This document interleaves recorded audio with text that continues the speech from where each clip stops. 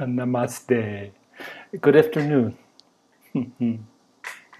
Yesterday I had fun talking about the colored Buddhas. You see them, the different colors, the green, the red, and the golden over my shoulder. And kind of festive, right? And I shared with you what it meant. And I also shared with you the ultimate goal for me personally and for all of us is Sat Chit Ananda, truth, consciousness, bliss. So maybe we can see the three, but this is the very, very elite company, 20 or 30, maybe as many as 50 historically,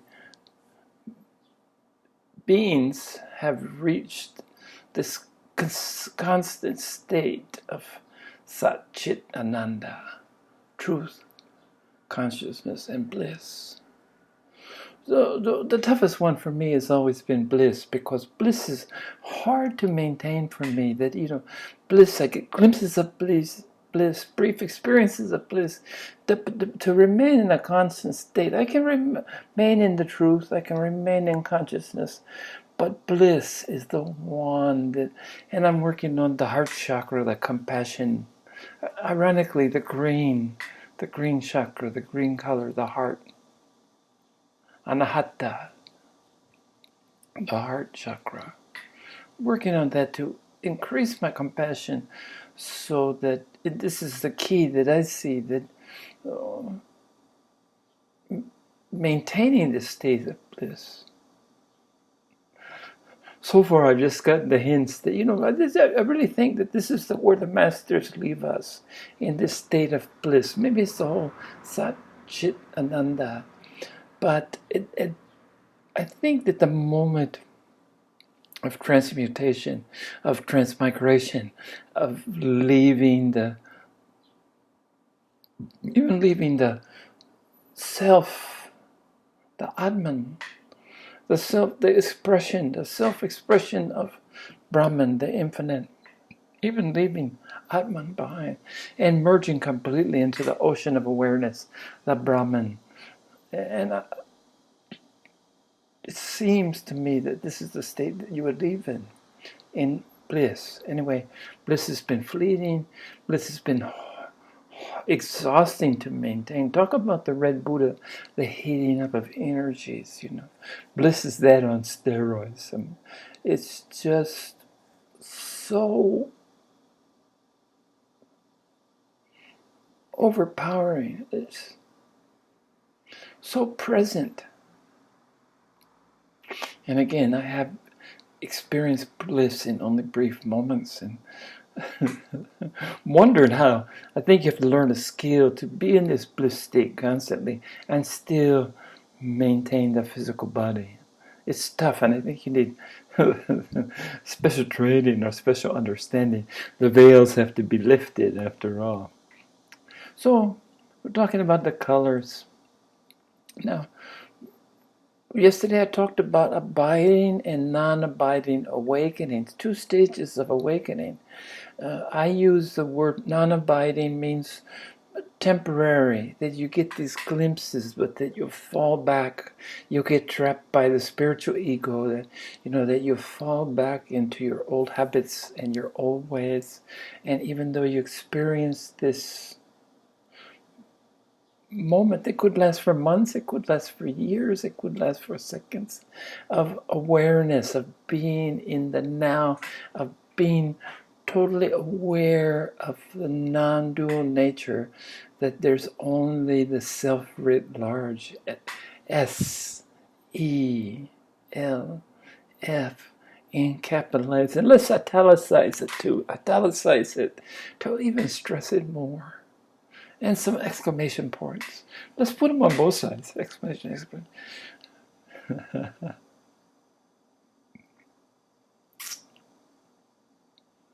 Ocean of awareness.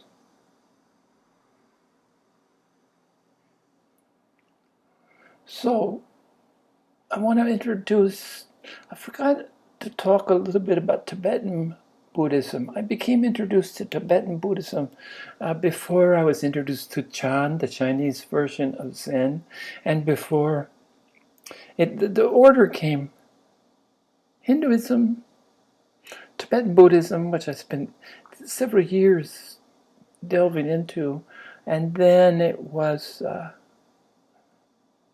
Rinzai Zen for 33 years, and then Chan, with my only teacher my only incarnated teacher was a Chan master.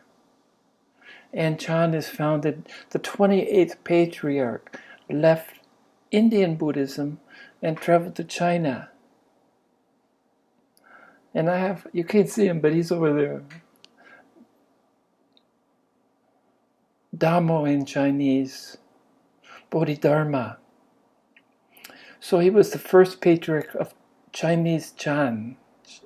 Chan is Zen.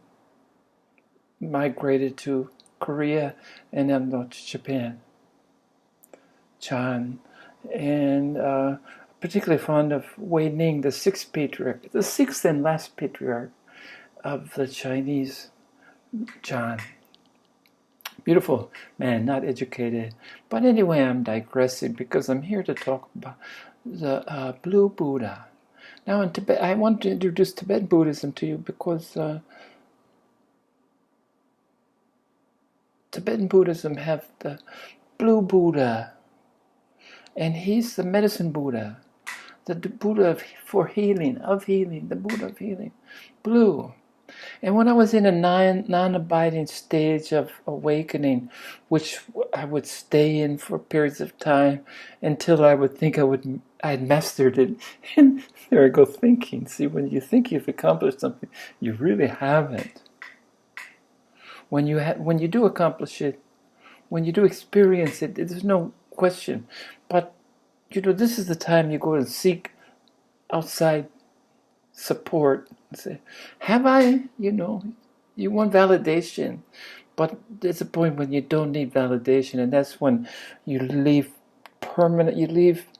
temporary, non-abiding awareness behind, and go into abiding, permanent awareness. You don't go back. Temporary, you can do this like a fish, but permanent, once you've experienced the green Buddha, awareness, consciousness, are actually, with my Sat Chit Ananda, it's truth is green, red is consciousness, the Buddha level, the Buddha consciousness, and third is the Buddha Sakyamuni Gautama, the historical Buddha, comes in your body, physically comes into your body. You become the golden. This is bliss. And all of this has happened to me. I'm not able to maintain the three at the same time. Bliss being the one that I've got work, more veils to lift. More veils.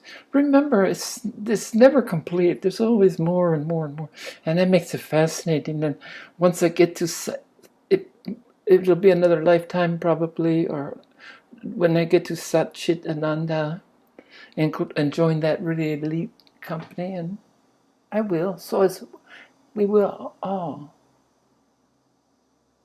of us will.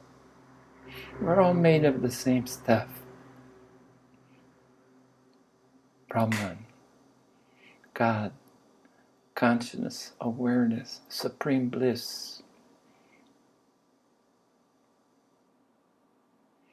So at one point when I was in this transition, I was swimming like a fish, sometimes in non-abiding, sometimes in abiding, sometimes always in non-abiding, but sometimes aware and sometimes unaware.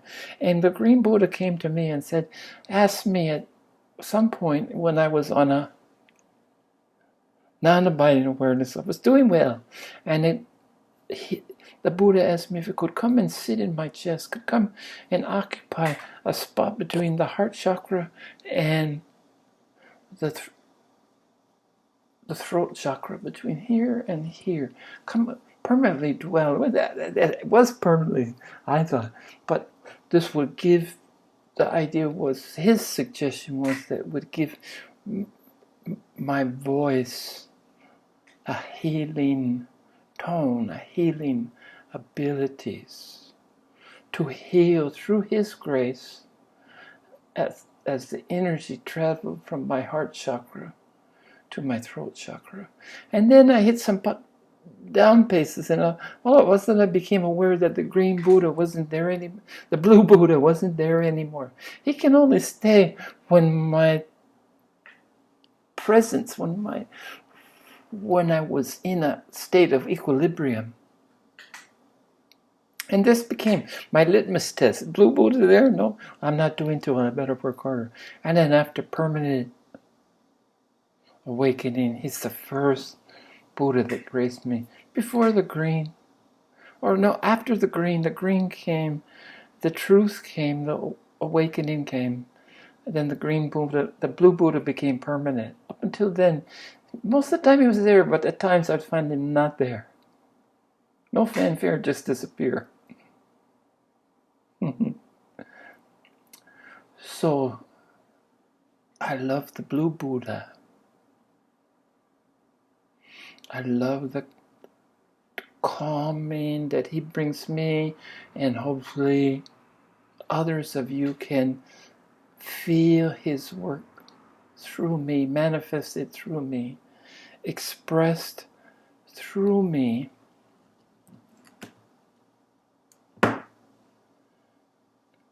And we can all delight in this, bask in the rays of healing.